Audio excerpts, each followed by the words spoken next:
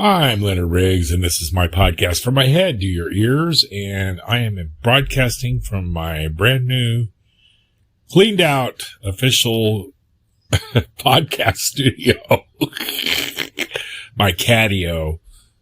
I've closed in my carport, and I made a place for me and my cats to go that's open and outside and free of the beeping smoke detector. Anyway, I'm kind of in a nostalgic mood. I think I'm always in a nostalgic mood, but I'll be 60 in just a few more months at the end of the year, actually December 21st. And I find myself thinking about the good old days more and more.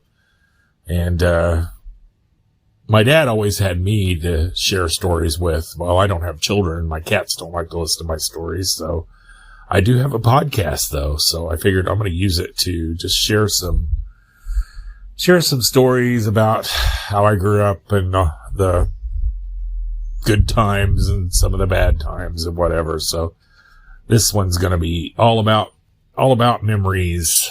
And anyway, I'm going to take a break and I'll be right back. I'm Leonard Riggs. This is my podcast from my head to your ears.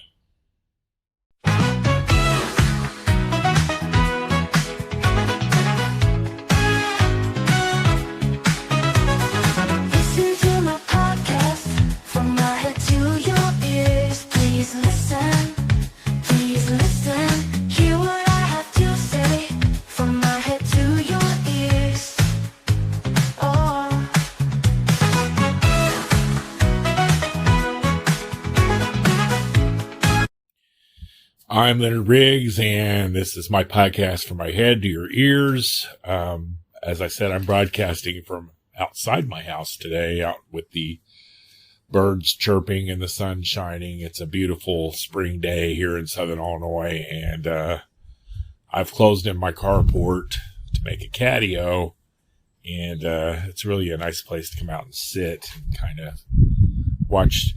It's funny, I built this for my cats, but I've had a family of stray cats move in, and one of them's had kittens. So I got little baby kittens running around. Roly-polies, they're cute. And anyway, this is the house I grew up in, where I'm at right now used to be the side of the house. My dad remodeled the house and made the front door entry onto the side of the house and closed in the front porch and made my bedroom when I was 10 years old. And I was the only boy in the family. I had two older sisters, and he really wanted to give me my own room because it was kind of weird sharing the room with the two teenage girls. I look back at that decision and I feel sorry for my sister Kim, because honestly, I think it probably would have been better to give her her own room because she was the oldest and let her have some privacy. But I get why my parents did that, because my sisters were close in age. They were just a few months apart. Mom had Kim and Cindy pretty close together, year and a half apart. So they were close in age, and they were used to sharing a room. I was the only boy, and it just seemed logical to give a boy his own boy room where I could hang my models and be a boy. I guess, I don't know. But I remember the days when we all shared a bedroom. Early on, this house had two bedrooms, and my mom and dad, when they built, or my dad didn't build this house, he remodeled this house. It was an old, one of those, I can't remember, there's a nickname for them, but literally you could open up the front door and see to the back door. You know, just went straight on through with two bedrooms on the side. And problem was, they had, when he built this house, my elder sister was already here.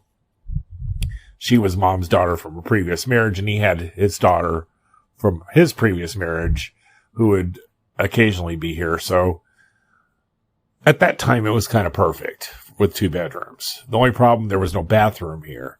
So he had to build a bathroom. I think my mom used to tell stories, and my older sister used to tell stories about having to use the outhouse before he got his bathroom built. I think he bought this house in 1950s, 58. And he had built a house for his first wife down the street from where I live. And that still was a property of his ex-wife. So mom and dad lived there at first, and then they had to move because she claimed the house. So he bought a house just down the street. And the reason why he bought the location of this house, it was the closest house to his mom's house, which my grandma lived one street over down the street. And,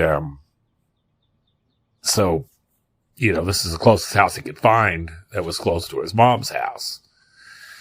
So he bought this house and worked day and night, had the old neighbor guys help him, worked day and night, worked 3 jobs.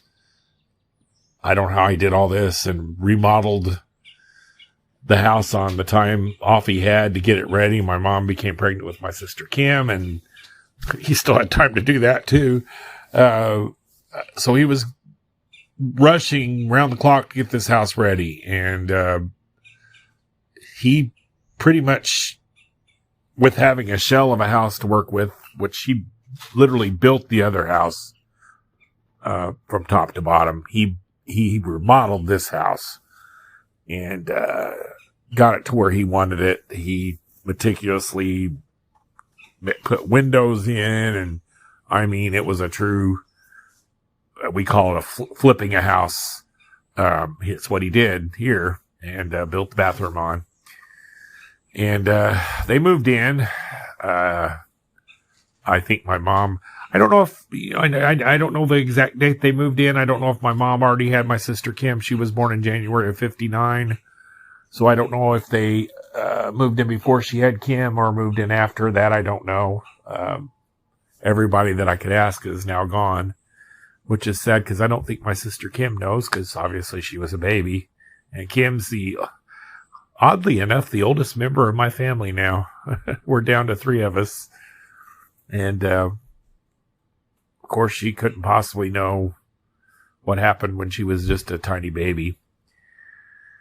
But so was the Riggs household started, and soon after my mom became pregnant with my sister Cindy. So there's 4 girls, 3 girls regularly living here, and 4 girls when my sister Connie came to visit, all in 1 bedroom. So it was kind of crowded. And then 6 years later, I came along.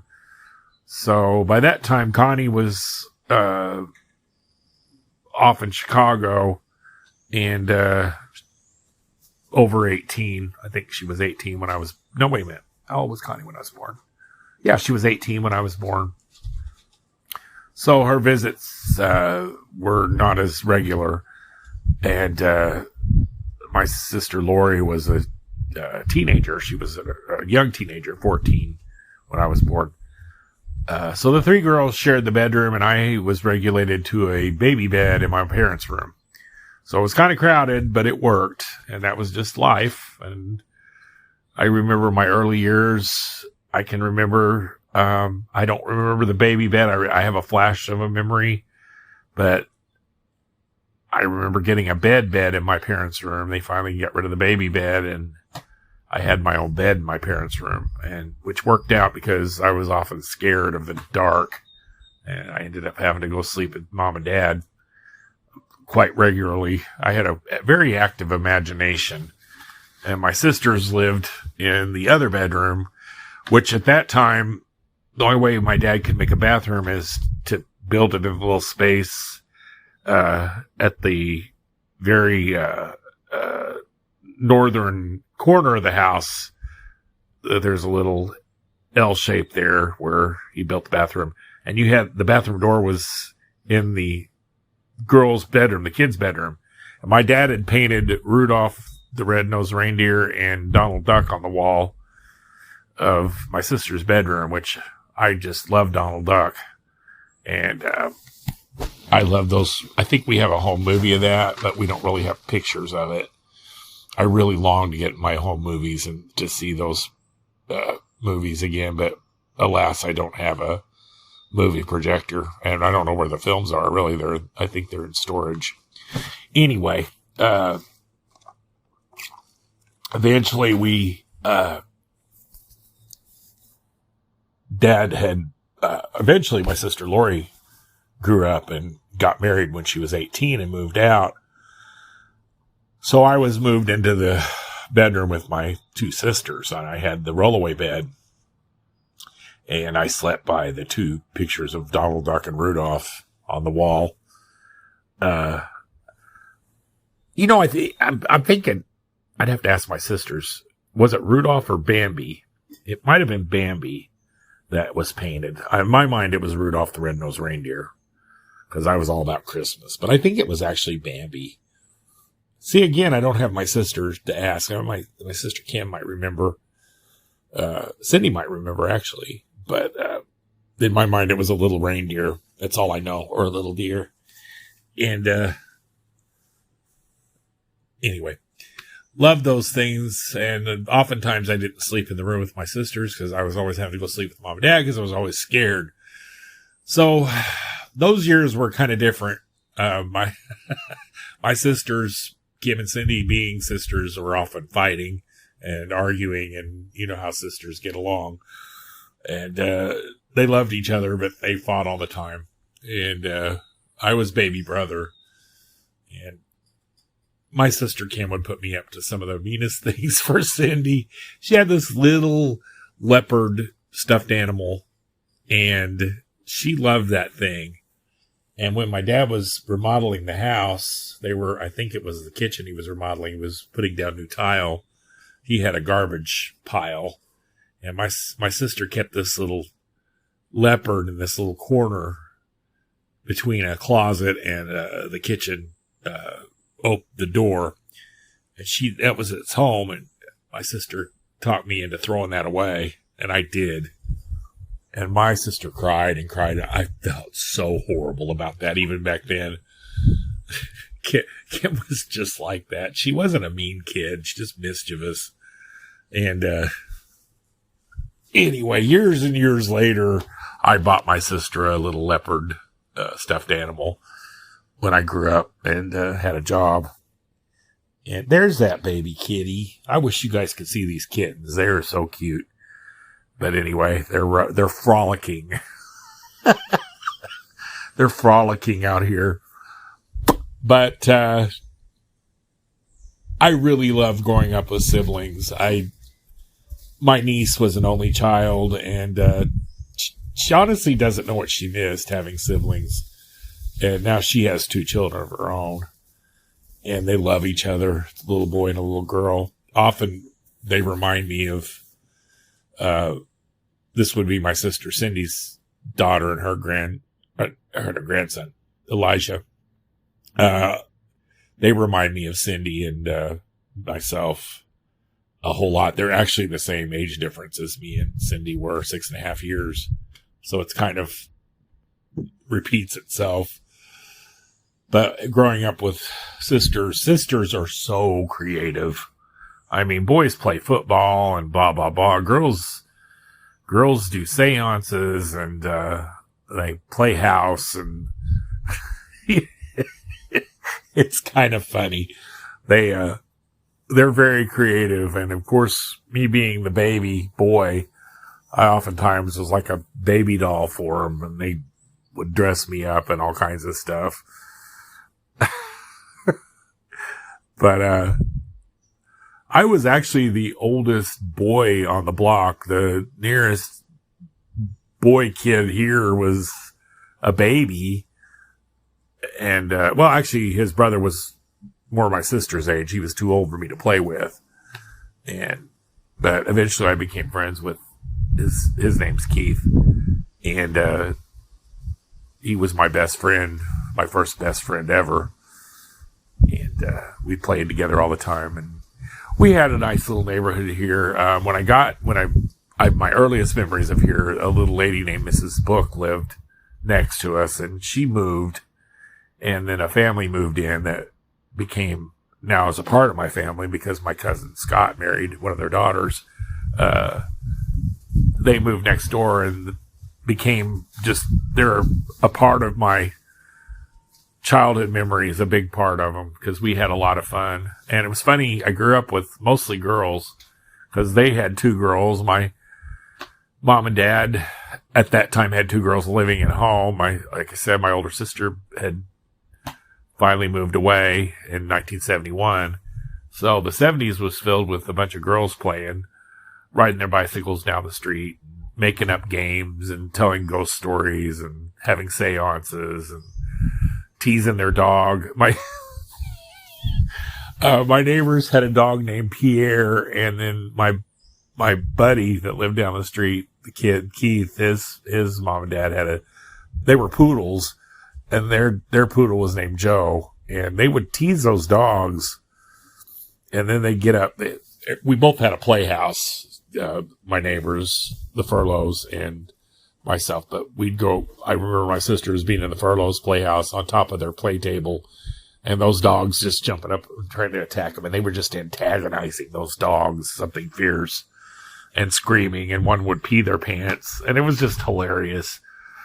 But me and the youngest Furlough girl were still really young. Kelly's just what is she? 3 years older than me, maybe, if that. But the coolest thing about our neighborhood, we had a Catholic school just literally through the alley and just up the road. And it had a playground, and we could go over there and play on the playground. It was like having a park by your house. And we played there a lot. And they had a teeter-totter and a huge slide and a merry-go-round. And the nuns were very friendly, and they didn't care that we played there. And I can remember the church bells ringing a lot, and that was a peaceful sound of my childhood. Those church bells. Two things, and I digress, two sounds that bring me home are those church bell sounds and the train going by, because I live, and I'm living in the house now, I live just a yard or two away, 2 yards, 1 yard, 2 yards, away from a train track. So the sound of a train to me is just very peaceful. And hearing dogs howl when the train goes by, that just sounds like home. That sounds funny, but I grew up with that. And when I moved briefly, I lived on the other side of the tracks, and I was about the same distance. So even when I had my other house, I was by the tracks. So I couldn't hear it as good over there, but I could hear it, and it's always peaceful. And oddly enough, I work about the same distance from the tracks. My workplace is just on the other side of the track, down the north end of town. So anyway, my whole life I've dealt with trains, and my dad worked for the railroad. So there you go, for a lot of his life. But growing up in the 1970s, I mean, we played outside a lot. We made up games. We played with the garden hose. We did what kids do. We caught fireflies in the summer, and we lived by a beekeeper. So we had a lot of bees, and oftentimes we get stung, but my sisters and the neighbor girls devised a game where you stomp on the bee and try not to get stung. If you stomped fast enough, you killed them, but you didn't get stung. That was one of their favorite games. The whole ghost story thing appealed to me immensely. I enjoyed that, but they would have seances, and they would all sit around a table and try to invoke the ghost of Mary Worth, who allegedly was a witch. And they would all, Mary Worth, Mary Worth.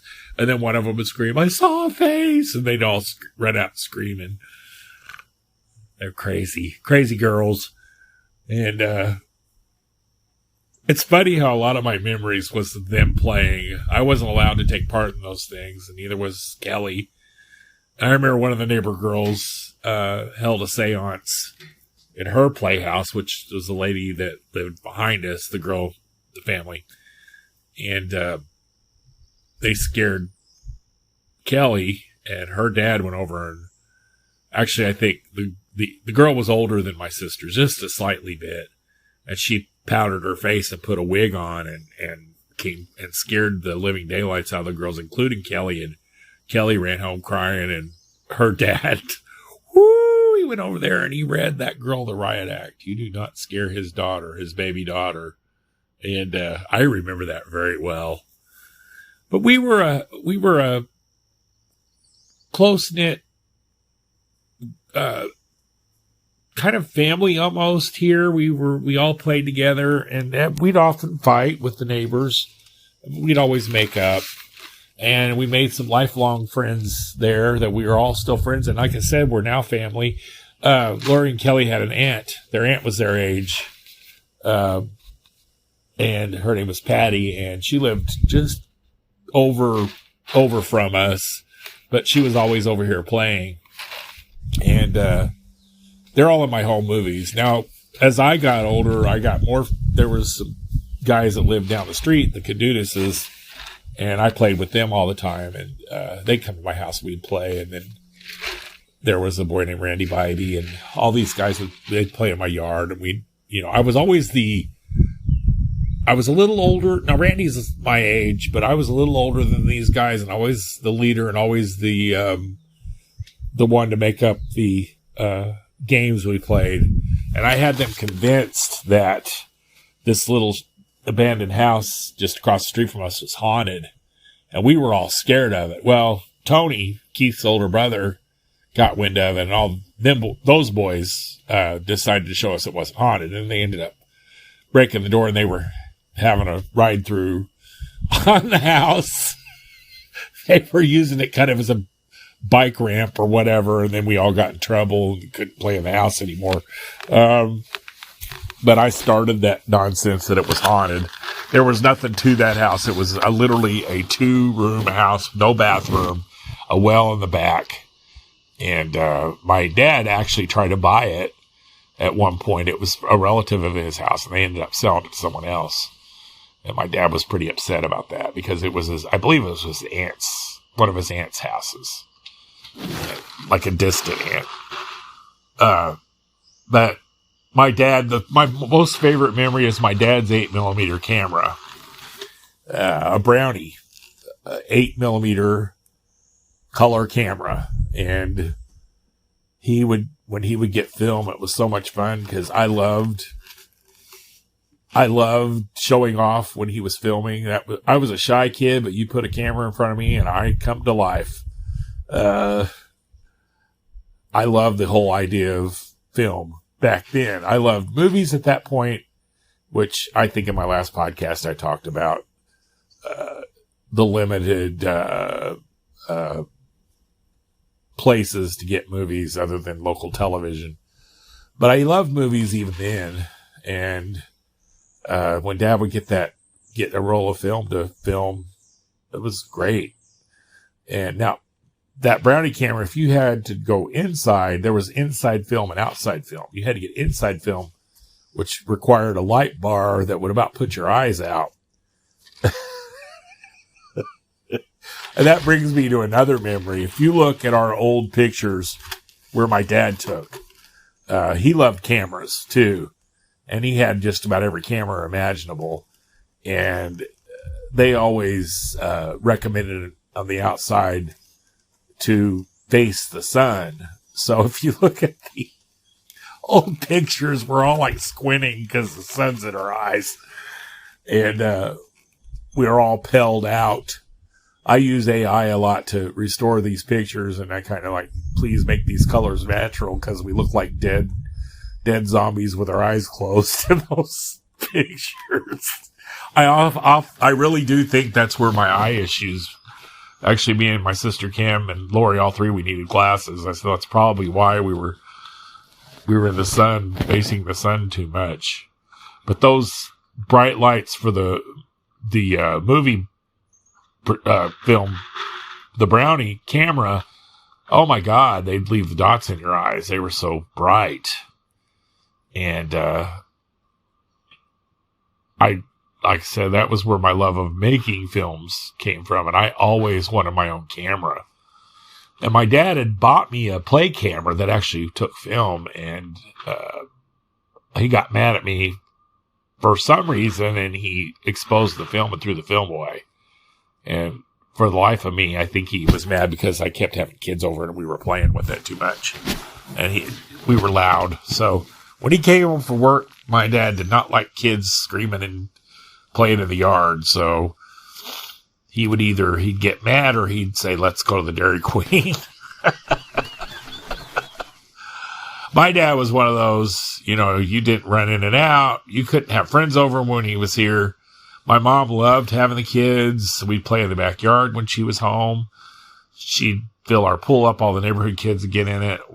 She loved having kids around. My dad, on the other hand, his home was his castle, and when he was home, he didn't want any disturbances. He wanted to watch his TV shows, and, we watched what Dad wanted, and he was the king of the house. And that's the way it was. And that's the way a lot of families were, I think. Our dads were separate from our moms. We were all very respectful of our dads.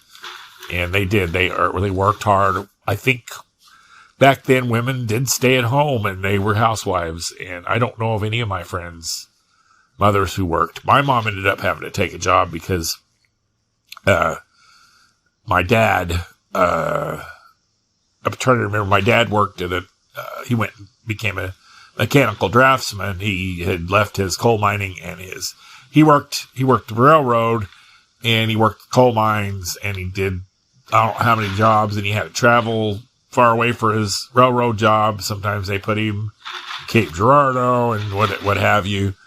I don't remember this because it was when I was very little, but I think he would come home late, get up early. And I remember dropping him off at his coal mining job one time in the evening because he worked midnights. And my mom had to have my sister Lori help with us kids. So Lori was the kittens are into something. I love these kittens. It's terrible that I do, but I do. Anyway, it's just how I grew up. My dad worked all the time, and eventually he slowed down. He was in his late 40s as I got older. He was 41, I believe, when I was born. So he just couldn't do 3 jobs anymore. And my mom ended up taking a job at a place called Essex in DuQuoin, which they made some kind of parts. I'm not sure what Essex was exactly, but I know she had to put together things. And my sisters, by this time, Lori had moved out, and my sister Kim had to get us ready for school. And then after school, I had to go to my Aunt Tootsie's, where my grandma lived. And at this point, she had broken her hip, and she was bedridden. And Aunt Tootsie was taking care of her. And I was kind of scared of Grandma because she was totally different than when I was a little kid. My grandma always kept her hair dyed and was kind of a happy, raise your hands in the air to praise Jesus lady. And there she was, this little lady with gray hair and just totally different looking than she was how I'd remembered her. And I was a little scared of her, and I hate to admit that, but I was. And I didn't enjoy going to my aunt's house other than playing with the girl who was my age by there named Missy, and we would play. But eventually I told my mom and dad, I said, I really don't want to go to Aunt Tootsie's after school. I missed my mom, and I missed having her home. And anyway, it was just, my mom eventually just quit the job. And I don't know a lot about my parents' finances of that time. I look back and I don't know how they did it, because with kids, they're sick all the time. They've got medical bills, always going to the doctor and this and that, and having to pay for school supplies and this and that. Oh, if you can hear the train in the background, speaking of the devil, I got a train going by. I think I'll take a break. I've been talking for almost 30 minutes now. I could talk all day about this. There's the sound of home. I'm Leonard Riggs, and this is my podcast. Hear the dogs howling?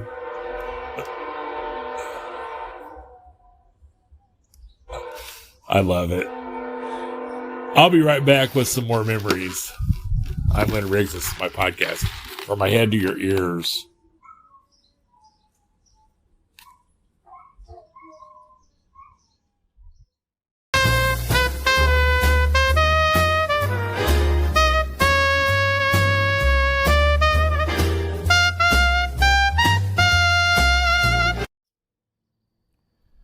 I'm Leonard Riggs, and this is my podcast From My Head to Your Ears, broadcasting live on my catio in the lovely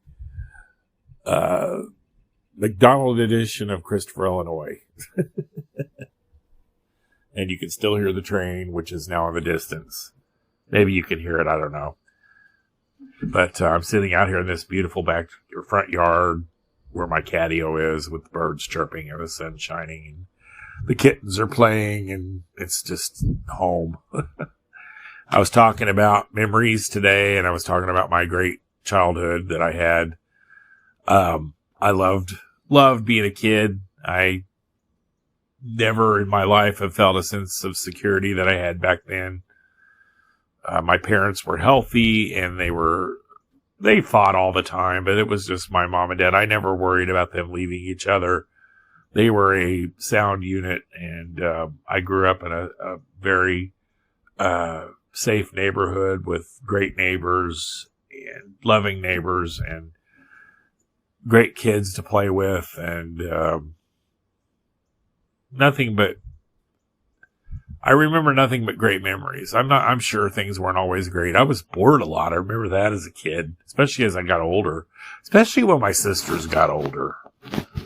Because when they got older, I was kind of in a flux situation where I was the oldest boy around, and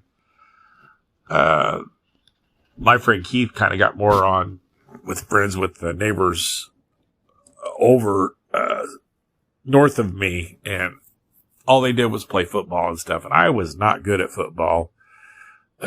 Keith's brother Tony tried to show us how to play football, and Keith was doing great, and I was terrible, and I just didn't enjoy that at all. So I kind of grew away from him a little bit. So then I started spending a lot of time by myself, and my mom just, I think it worried her, but I have a great imagination, and I would make up games by myself. And I one afternoon, I spent the whole afternoon playing with clothespins in a washing tub, this big old metal tub. I'd fill it with water, and I'd tear the clothespins apart, put little faces on them, and pretend they were people, and they were jumping in the water. I'm telling you, I was a weird kid, but I was good at my imagination. An earlier memory I have, going back to when my sisters were little. Sorry if I'm all over the place. I'm just kind of doing this as off the cuff of what I remember as I remember. When we got our furnace in 1971, this is after my sister Lori moved, we had an old Stoker-matic coal stove in our living room. It took up half the living room, and it was fueled by coal, and we had a coal shed, which became our playhouse when my dad got rid of the Stoker-matic. And he got a regular furnace, our first furnace, in 1971. And I'll never forget it, because the furnace came in this monster-sized box, and the guy that's from the furnace place in West Frankfort, which is escaping me right now, was it Fowler's? I don't remember, but he was probably a young man at that time. He let me have the box to play with, and I was just ecstatic. I had this huge box that I wanted to make a spaceship out of, and my sister Kim came in, and she said, "I'll help you," and she made it into this like little playhouse, kind of girly thing, and with pillows and this what have you, and it was cool, but it wasn't really what I had in mind. I wanted a rocket ship, but anyway, it was still cool. And they kind of took it over. They were playing with it. And before I know it, they took the box and was rolling down in the ditch with it. They were getting inside of it and rolling down. We had kind of a steep ditch, and they were rolling. They tore the box up. Oh, the downside of having sisters, big sisters. I was so mad about that. But going back to where I was after they got older and all they thought about was boys and clothes and makeup and all that stuff. Because Kim and Cindy was 6.5 years older than her. So by the time I was 9, they were teenagers and they were worried about teenage things. And here I was. I just kind of felt alone. I didn't get along with the boy neighbors. I didn't get along with anybody. I just was here by myself. And I was left to my imagination to entertain myself. But that really wasn't a bad thing because I'm a very creative person and I actually could keep myself occupied for hours. Like I said, playing with those clothespins, I could make anything I wanted. And, I know that sounds funny, but really it's true. I've just kind of got this creative side of me that I've always had. My mom, one thing I wanted more than anything was a tape recorder, a cassette tape recorder, because our friend Patty, which was Lauren Kelly's aunt, had a tape recorder, and before they kind of grew up and quit playing games, one summer, Patty and my sisters made scary tapes using that tape recorder. So that was so much fun. And I wanted to do that, but I didn't have a tape recorder. So my mom laid away a tape recorder for me for Christmas one summer at P and Hirsch. And I was so bored that summer that my mom went up to P and Hirsch and got it out. And that makes me kind of miss my mom a lot. And got it out and let me play with the tape recorder. And I played so many games with that thing. We'd had a tape recorder before and it kept eating the tapes, but that wasn't mine. That was for the family. And when I was really young, my dad had a reel-to-reel tape recorder. And now that I think of it, I almost forgot about that. I remember us singing You Are My Sunshine was the first song I ever learned. You are my sunshine, my only sunshine. You make me happy when skies are gray. Anyway, don't quit my day job, I know. I finally remembered that, and I was very little. So when I got this tape recorder that was my very own, I got batteries for it, and I was riding around doing all kinds of stuff with it. I was having fun, and I was making my own horror tapes, and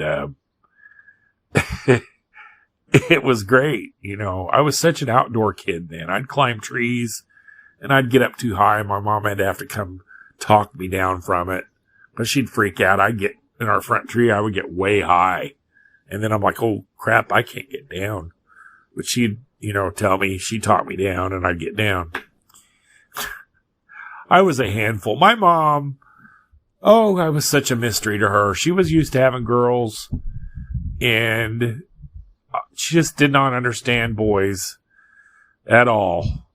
She had 2 baby brothers growing up. I guess they didn't play together much. So she was very close to her sisters. So my mom was very much of a girl's girl. So here's this boy that wasn't anything that she was expecting.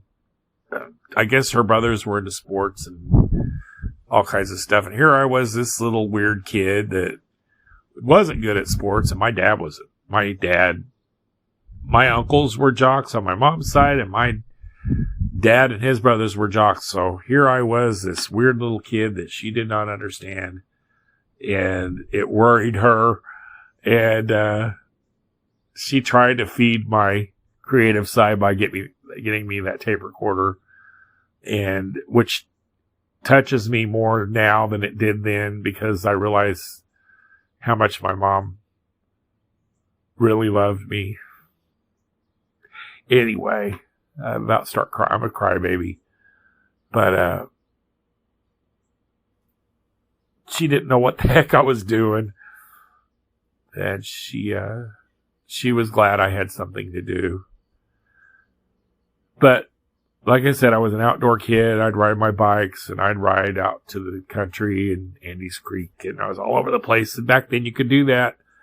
just as long as you were home by dark and your dad was telling you to get home and you were home. And the 70s were a great time, a very innocent time.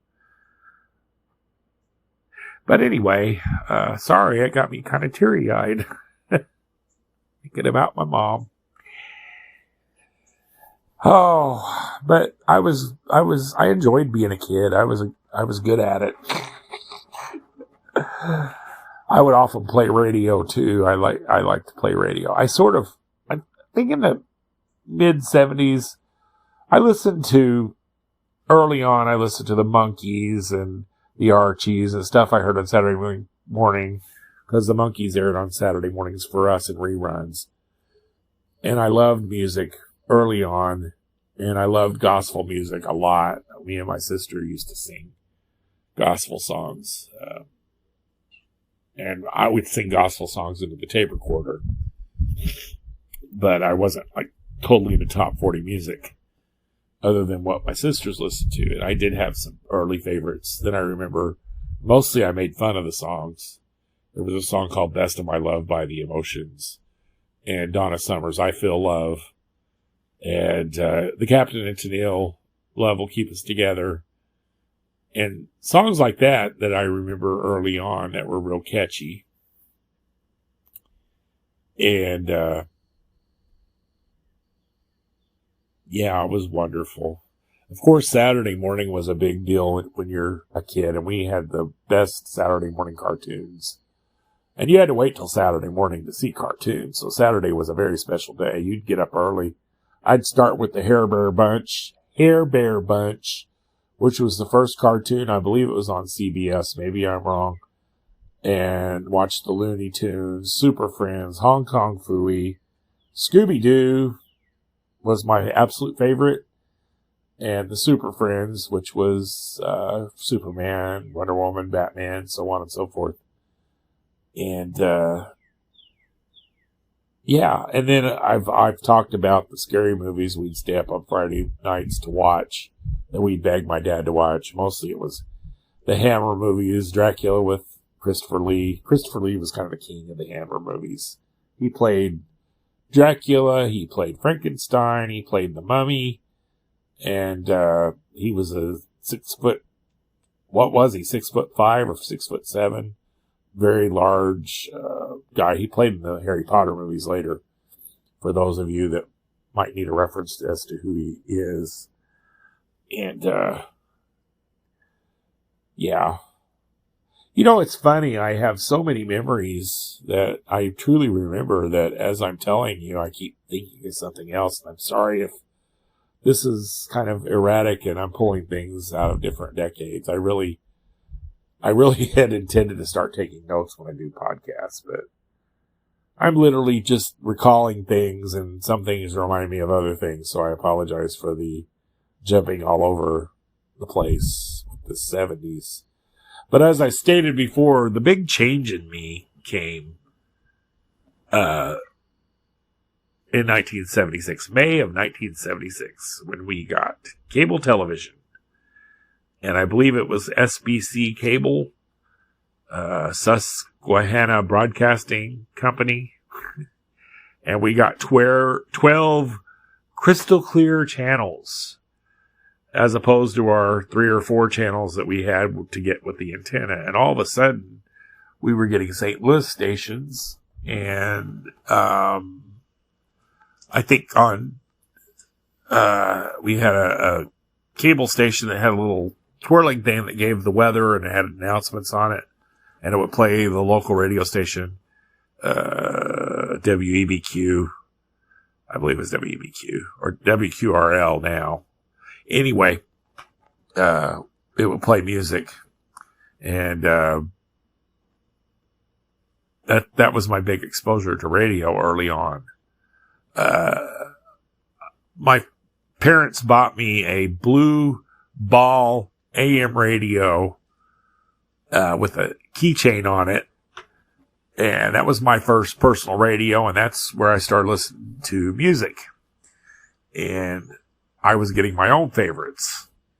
And I really had an early affection for soul music and dance music, like the Emotions I just mentioned and all that stuff. I love Top 40 radio, basically, which was literally in the 70s was anything you can imagine. It had country, it had pop, it had rock, it had everything. Radio played everything. And on the AM radio, it was fantastic. You literally were exposed to every kind of musical genre that you could imagine. So, yeah, it was so cool. But when that cable came in, I kind of digressed there. I'm sorry. But when cable came in, all of a sudden I had the St. Louis stations, which showed all these movies and TV shows that I had always heard about but never got to see. The Twilight Zone, the Mickey Mouse Club, Laurel and Hardy, Abbott and Costello, the Tarzan Theater, and the scary movies that I had only seen on Channel 8 with Irv Kopey. All of a sudden, I was seeing a lot more horror films on a regular basis. So that was exciting. And I became an indoor kid to the point where my mom was just like, get outside. But I was glued to that TV set. And, it was fantastic. I loved it. I loved watching all those shows and movies. And I remember the Mickey Mouse Club had the Hardy Boys cereal with Tommy Kirk and Tim Considine. And I thought that the Mickey Mouse Club was new. I had no idea. I know my stupid kid's mind that should have looked dated with the styles and stuff. But we had a black and white TV anyway. So, I didn't know black and white from color. I didn't know if it was new or old. So, boy, was I shocked when they did a Mickey Mouse reunion and everybody was grown up, like Annette Funicello, who I had an immediate crush on, watching the Mickey Mouse Club. Anyway, but I did get to eventually watch the Frankie and Annette movies, and I can see how Annette kind of matured in many ways. But in the 70s too, I was so into the Mickey Mouse Club, I had to get a Mickey Mouse hat. And looking back, I want to say that there was a resurgence of the Mickey Mouse Club. Maybe I'm wrong. I don't know if it just started airing in syndication, because at that point it was just a little like 10 years old or so. So it really wasn't the distant past at that point. No, more than that. I think maybe 15 years old. I think so. I think it was aired in the 50s. I'd have to look that up. I'm not sure. Hold on.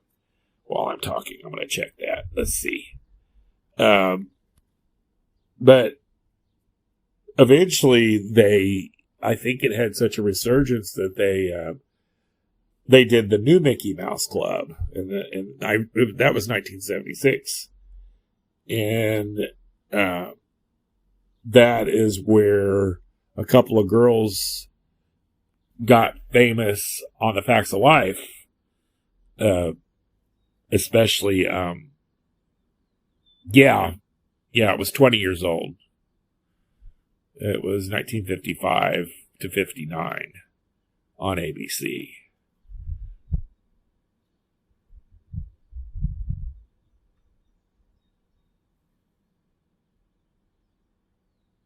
Yeah, sorry for the pause there. I was checking my facts out. So they revived it and did the new Mickey Mouse Club. And Lisa Whelchel from The Facts of Life and Julie, I can't say her last name, were chosen as in the cast of the new Mickey Mouse Club. And Julie was from Florissant, Missouri, so she would be on KPLR TV advertising because she was chosen. She was not far from me. So that was kind of cool. Anyway, that was 1979 when Facts of Life aired. But anyway, I'm going to take a break right here, and I'm going to come back with a few more memories. I've probably talked long enough, but there's so many. This actually could be a mini series here. I might make it that way. I'm Leonard Riggs. This is my podcast from my head to your ears. From my head to your ears, let the music appear. No distance between us, just jazz in the air. I'll be right back, don't you fear. Every note I play brings me near. I'm Leonard Riggs. This is my podcast from my head to your ears. And just to be an example of this is how I roll, I've decided to make this a regular podcast as far as my memories go. This year, in honor of my 60th year of life, I'll be 60 in December. And I think that's a good idea. I have so many memories for my 60 years, obviously, and they're kind of all over the map. So today I'm just going to talk about the 70s and the beginning of my wonder years. And literally, I've covered a lot of things about growing up in the 70s. And I have so many great memories. I think my best memories, though, besides the television shows I watched, were our family trips we took in the 70s. We went to Giant City Park a lot, Ferncliff, Garden of the Gods. We had picnics at Rend Lake, which was not far from where I live. If there's any out-of-town listeners, Rend Lake was featured in a reality show not too long ago, and they called it Crappie Lake. Or Crappie Lake, I'm sorry. Crappie Lake, not Crappie Lake. Crappie Lake. It's not a crappy lake. It's a nice lake. It's where we get our water. So it's had a little bit of national exposure, but they didn't call it Rend Lake like the actual place it is. But my parents made sure we had a lot of family picnics, and they were a lot of fun, a lot of hiking, and a lot of... West Frankfort Park was amazing. We enjoyed going there. They had ducks. And, of course, I've told the story of my duck, Chi-Chi, and we had our dog Barney, and we had our dog Gypsy, and we had Tippy and Brownie, and the neighbors had Joe and Pierre, and their other dog, I can't remember his name. Oh my God, I never thought I'd forget his name. He was such a sweet dog. For some reason, I can't think of it. But anyway, I think I'm going to leave it there. The mailman's here, and I'm going to take a break, and I will wrap this up. I'm Leonard Riggs, and this is my podcast from my head to your ears.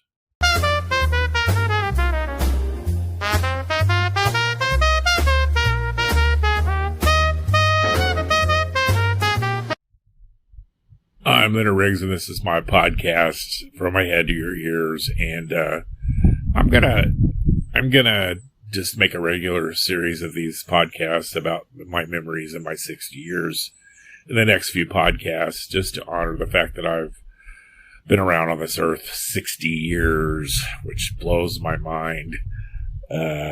I'll be the age my grandma was when I was born this year. It's kind of got me feeling a certain kind of way. But I'm going to wrap it up because I didn't realize how much I've talked already.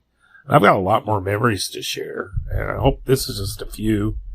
And I've covered the 70s mostly. Didn't get really into the late 70s as much. But the early 70s and the late 70s were two different things in my life. Totally different places. Totally different time frames. The early 70s were my young childhood, and the late 70s were my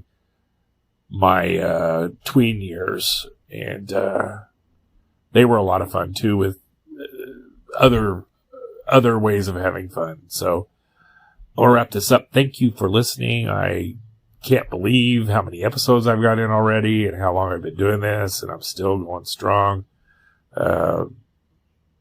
I feel kind of inspired again, thinking about, I can talk about memories. I can talk all day about it, and I already have. So anyway, I'm gonna let you guys go, And thank you for listening to my ramblings. And I'm Leonard Riggs. This is my podcast, From My Head to Your Ears.